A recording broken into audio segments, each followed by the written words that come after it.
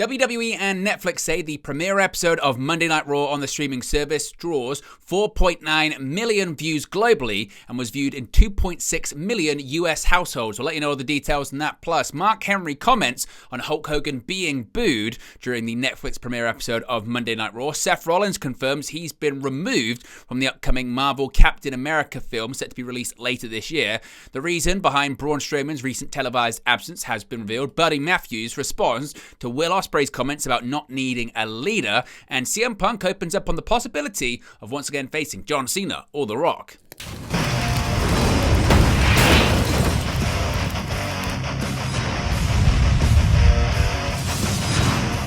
Hey guys, welcome back to Wrestling News 365. Hope everyone is doing very well. As always, plenty of news stories to get into in the world of professional wrestling. Let's begin with the viewership information for the Netflix premiere episode of Monday Night Raw. Now, we weren't sure if we were going to get any information regarding this. Typically, Netflix doesn't release viewership data, but according to WWE and the streaming giant, the first episode of WWE's Monday Night Raw to stream live on Netflix pulled in 4.9 million views globally.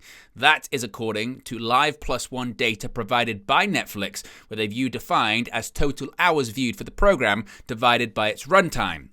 The 4.9 million views came from countries like the US, UK, Canada, and Latin America, but did not include 92 countries/territories where Netflix doesn't yet distribute WWE, including France, Germany, India, Italy, Japan, the Philippines, and South Korea.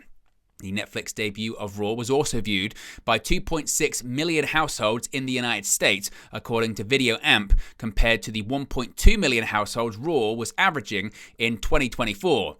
Raw previously aired on the NBC Universal-owned linear cable channel USA Network, with the last episode airing on that network on December 30th. Now, it's difficult to make a direct comparison between Netflix and the USA Network viewership for Raw, as linear channels measure their viewership differently than Netflix does. For the sake of some comparison, however, the final episode of Raw on USA Network averaged approximately 1.596 million viewers across its 2-hour runtime, according to Nielsen Live Plus same-day data.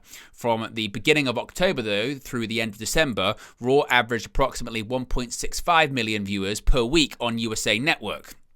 During the first Raw on Netflix, Roman Reigns defeated his cousin Solo Sikoa in a tribal combat match for the sacred Ula Fala and the title of Tribal Chief. Later, Rhea Ripley defeated Liv Morgan to regain the Women's World Championship. Jey Uso defeated Drew McIntyre, and CM Punk won a brutal main event against Seth Rollins. The night also saw John Cena kick off his 2025 retirement tour, while Dwayne "The Rock" Johnson opened the show and later appeared alongside Reigns. WWE Hall of Famer Hulk Hogan made an appearance towards the end of the show, but was met with a barrage of boos from the crowd. This is the latest in a push by Netflix into live streaming. Previously, the streamer aired a boxing match between Mike Tyson and Jake Paul that drew an estimated average minute audience, an AMA, of 108 million live viewers globally. The event peaked at 65 million concurrent streams, with 38 million concurrent streams in the United States. Over Christmas, the NFL matchup between the Baltimore Ravens and the Houston Texans averaged 24.3 million viewers on Netflix, while the earlier Chiefs-Steelers bout brought in 24.1 million viewers. Now, the press release that WWE and Netflix jointly released earlier today said the following quotes: Netflix and WWE, part of TKO Group Holdings, today announced that the debut episode of Raw on Netflix got off to a strong start, with the Monday night program capturing 4.9 million Live Plus One views globally. The inaugural event on Netflix averaged 2.6 million households in the United States, according to Video Amp, which is 116% higher than Raw's average 2024 US audience of 1.2 million households, and higher than any other Monday Night Raw broadcast in the past 5 years. The event also more than doubled the 18 to 49 audience versus last year. It continues by saying, on X, as soon as the event started, WWE Raw was the #1 trending topic in the United States, Brazil, Australia, and the UK. WWE Raw trended #1 for 14 hours straight in the UK and occupied 6 of the top 7 trending topics in the US. Raw on Netflix and WWE on Netflix also trended in Brazil, Canada, Mexico, Spain, and the United States.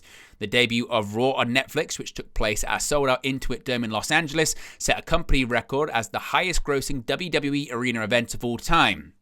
Additionally, the event set a merchandise sales record, becoming the highest grossing non-premium live event of all time. It continues on talking about what happened on the show, continuing to talk about that too.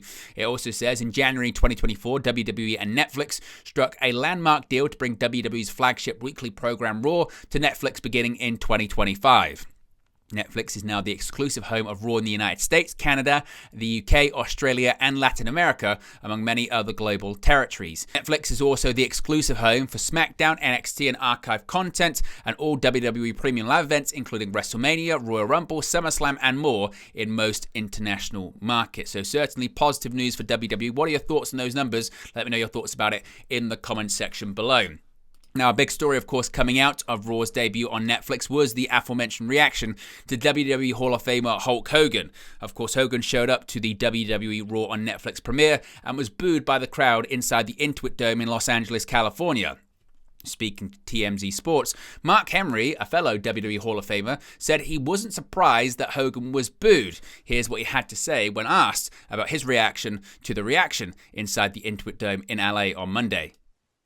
One thing that stood out that people are talking about was the universe's reaction to Hulk Hogan. You surprised to see the Hulkster, one of the greatest, if not the greatest of all time, get booed a little bit in Los Angeles? I mean, that's arguable. Anytime that you consider the Mount Rushmore in the top 10 of wrestling all time, Hogan is always going to be in that top 10. But right now, with the social climate and the things that he said and done and his lack of effort to try to fix it, people are going to come down on him. I never had an issue with him before I heard all of the stuff. And even then, I believe in giving second chances. Anybody that knows me knows that I'm a fix-it person. I'm not going to dwell on the negative. I'm not going to talk about the past. We're going forward. And he never wanted to go forward and fix it. So, that's what happens when you think that everything is going to go away. It's not going to go away. We've talked in the past about that and his history. Have you ever talked to him about it, or no? He's just kind of let it go away. No, he thinks it's going to go away.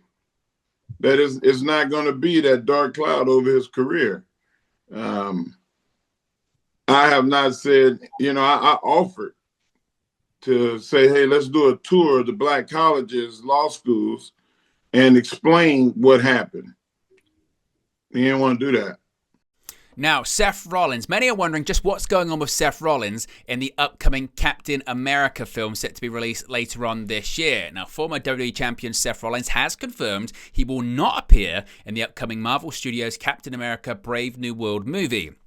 Rollins was initially spotted on set in May of 2023 for what was then known as Captain America New World Order, with photographer and journalist Christopher Oquendo showing a video of Rollins filming a scene. Now, Rollins had noted that he was sworn to secrecy about his role that June. Oquendo's footage and a report from Marvel insider Can We Get Some Toast indicated that his character would be part of the villainous Serpent Society. Rollins' MCU role has been uncertain since Can We Get Some Toast reported in January of last year that the Serpent Society had been cut from the movie during reshoots. Seth Rollins has now confirmed this to be the case, telling Chris Van Vliet that his role in the movie had effectively been erased during rewrites. Here's what the former World Heavyweight Champion had to say. What's going on with Captain America Brave World? Are you still in it? Releases in February. I wish it the best, but I am not a part of that film. So maybe they'll be like, what happened? Well, does my NDA still apply if I'm not on the? Oh, that's a good question. On the film anymore? It's just the two of us. You know what? Truth be told, any answer I gave would not be. It would only be my opinion on it. The script went through a lot of rewrites and reshoots, and so what I was there to do. Essentially my role got either repurposed or completely erased. And so I did do a bit of an audition to possibly pop into another role, I believe, or the repurposing of my role. I'm not exactly sure on what it was. But they ended up going in a different direction with it. And, yeah, from my understanding, there were just a lot of rewrites and a lot of reshoots and they've got a finished product that hopefully they're happy with. And, Hopefully it's successful, but it will be sans Seth Rollins. Because there is a guy in the trailer that looks an awful lot like Seth Rollins. You know, to be fair, he looked an awful lot like you as well, because you could just see his eyeballs. You know, and we got some dark, deep set eyes. So who knows? Are you telling everyone that I'm in the movie now? Maybe you're in the movie. I'm not in the movie. I will say unequivocally, I am not in the film. I do not want anybody to go to the film thinking, oh, I'm here to see Seth Rollins. There might be two people that would do that, but if I don't want those two people to waste their time, and I don't want to. I think there were a lot of people that were like, oh, it's a secret now. Though. Yeah, no, it's a big reveal. I don't want to misinform anybody. I don't want to lead anybody astray. I am not in the film. It should be a good one. Marvel does a great job. But I'm sure you'll be in something else. I mean, if I'm not, I don't care. I don't love acting. I love wrestling. My wife loves acting. She's way better at it than I am. She's got awesome stuff coming out. Obviously, she announced her bit on Star Trek, which is going to be sick. I think that comes out like later, maybe next year. And she's got another thing that I'm not allowed to talk about that'll be coming out sooner than that. Yeah. I can't say anything. She's been, people have been like, oh, she's on hiatus, taking a break. She has not been taking a break. She has not. She has been working her tail off the last, she left in May, so like 6-7 months.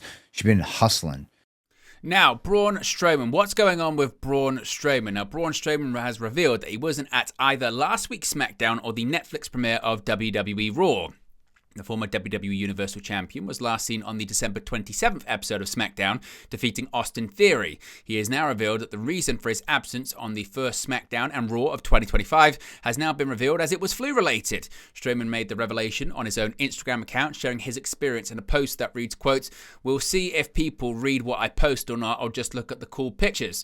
2025 has been off to a rough start for me. I picked up some kind of bug last week and it absolutely whipped my ass. I laid in a hotel room for 4 days, 3 with a fever of 102 or higher for the first 3 days. A week later, I'm finally over what I think is the hump. My severe body aches are finally easing up. Today is the first day I've been able to move around and really do anything. I've lost 36 pounds this week. Had tests taken and all they could determine is that it was a very bad flu, thankfully. I hate to have missed last week's SmackDown and the premiere of Raw on Netflix, and I will miss TV again this week. This is yet another speed bump in the road. I will be back bigger, stronger, and badder than ever." Now, the cool pics in question see Strowman wearing an Andre the Giant hoodie. Triple H recently commented that he needed to make changes for the January 3rd edition of SmackDown, noting injuries and illness being contributing factors. It looks like Strowman was a part of one of those people, of course, that was struck down with illness. Now, Buddy Matthews, of course, there's a lot of talk about the House of Black now, with these rumors about Malachi Black possibly finishing up with the company. And following his loss to Will Ospreay on the January 8th episode of AEW Dynamite, Buddy Matthews has commented on his opponent's post-match words. Now, Ospreay defeated Matthews on last night's Dynamite, taking to the mic to address his fallen opponent after the match. He said, quote, "I've wrestled you and I've wrestled both Brody King, and both of you guys don't need to be following no leader at all. You guys can definitely do it by yourself. Today you showed that you can go with one of the best around, and I can see tag gold in both of yours future, or if you really wanted it, singles gold if you work hard enough, buddy." Now, Ospreay would finish his comments by offering to be Matthews' man in the corner should he need it.